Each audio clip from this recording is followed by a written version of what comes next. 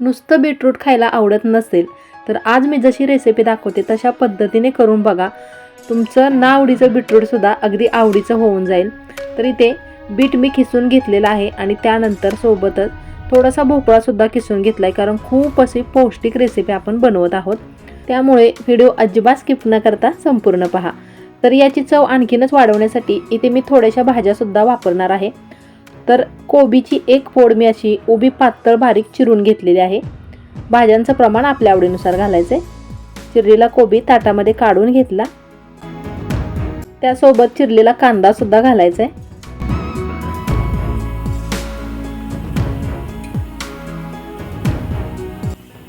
बारीक चिरलेली ढोबळी मिरची, त्यानंतर हिरवी मिरचीचे कापसुद्धा घालायचे आहेत. आता इथे तुम्हाला हिरवी मिरचीचा वापर करायचा नसेल तर थोडंसं लाल तिखट घाला. एकदम मस्त अशी झणझणीत रेसिपी बनवते, त्यामुळे मिरची जराशी मी जास्तच वापरली. लसूण बारीक असा चिरून घातलेला आहे. लसूण घालणं पूर्णतः ऑप्शनल आहे, तुम्हाला हवा असेल तर घाला.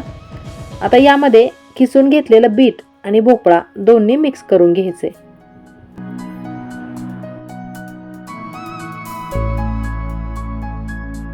चिरलेली कच्ची कोथिंबीर सुद्धा घालायची आहे. आलं खिसण्याची जी छोटी खिसणी असते त्याने 1 इंच आल्याचा तुकडा असा खिसून यामध्ये घालायचा आहे.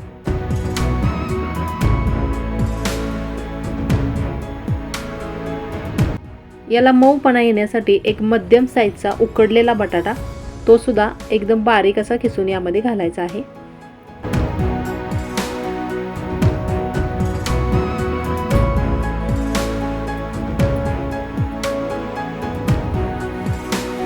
चवीनुसार मीठ घालायचे. आता इथे जर तुम्हाला अजून यामध्ये भाज्या ॲड करायच्या असतील तर तुमच्या आवडीनुसार भाज्या इथे तुम्ही वापरू शकता.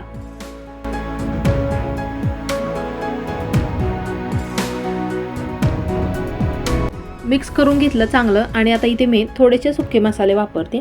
तर अर्धा चमचा इथं किचन किंग मसाला वापरलेला आहे. इथे तुम्ही तुमच्या आवडीनुसार कोणताही मसाला वापरू शकता.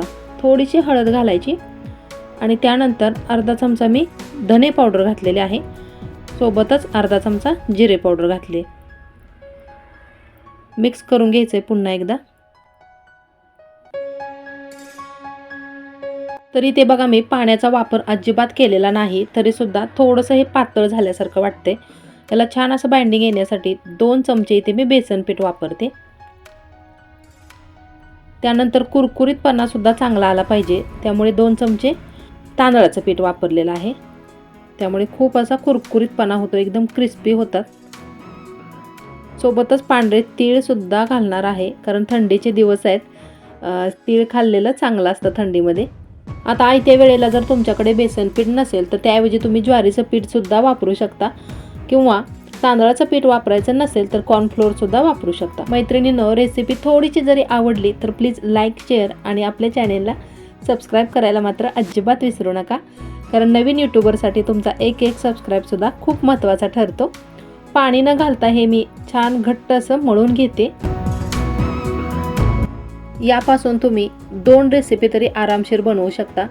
पहिली म्हणजे थालीपीठसुद्धा खूप छान होतात याची. आणि थालीपीठ जर बनवायचं नसेल तर हे जे मळून ठेवलेलं पीठ आहे त्याचा असा छोटासा गोळा काढून घ्यायचा. असं गोल गोल हातावरती करून थोडंसं प्रेस करायचं याला. आता तुमच्या लक्षात आलंच असेल मी कोणती रेसिपी बनवते ते. तर पौष्टिक असे कटलेट बनवते. तर याला मी गोल आकार दिलेला आहे. तुम्ही चौकोनी, त्रिकोणी कोणत्याही आकारामध्ये आवडेल त्या आकारामध्ये बनवून घ्या.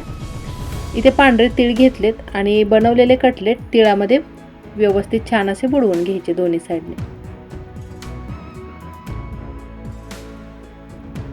थोडक्यात काय, याला तीळ लावून घ्यायचे. तसं थोडंसं प्रेस करायचं म्हणजे चांगले तीळ असे दाबून बसले जातात यामध्ये. आणि तीळ जर लावायचे नसतील तर थोडासा कच्चा रवा असा वरून लावा, मस्त होतात एकदम. यातलं थोडंसं पीठ मी साईडला काढून ठेवले. थालीपीठ किंवा दुसरी कोणतीही रेसिपी त्यापासून मी बनवू शकते. तर आता कटलेट बनवून घेते आणि पटापट बघा एवढे कटलेट मी बनवून तयार केलेत. जास्त जाड किंवा जास्त पातळ न बनवता अशा पद्धतीने बनवलेत, कारण की हे तळून न घेता थोडेशा तेलावरती मी चांगले परतून घेणार आहे. तुम्हाला जर तळून घ्यायचे असतील तर तुम्ही तळून घेऊ शकता, पण मी अगदी कमी तेलाचा वापर करून पौष्टिक रेसिपी बनवते, त्यामुळे इथे मी परतून घेते. तव्यावरती अगोदर गोड तेल पसरून घ्यायचे आणि त्यानंतर मग त्यावरती कटलेट ठेवायचे. गॅसची फ्लेम कमी ठेवून एक 2-3 मिनटाकरता यावरती झाकण ठेवायचे. मंद आचेवर ते चांगले वाफवून घ्यायचेत, म्हणजे आतमध्ये कच्चे राहत नाहीत.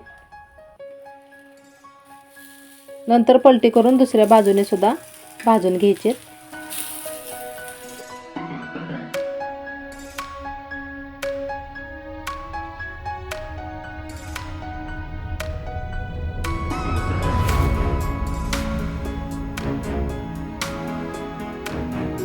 पुन्हा वरून थोडंसं तेल पसरवायचं आहे आणि नंतर यावरती झाकण ठेवून चांगले वाफवून घ्यायचे.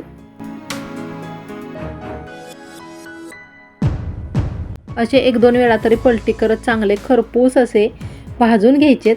आणि खायला म्हणाल ना, एवढे मस्त लागतात ना. तांदळाचं पीठ घातल्यामुळे कुरकुरीतपणा येतो ह्याला, आतमधून मऊ आणि वरून एकदम क्रिस्पी असे कटलेट आपले तयार झालेले आहेत.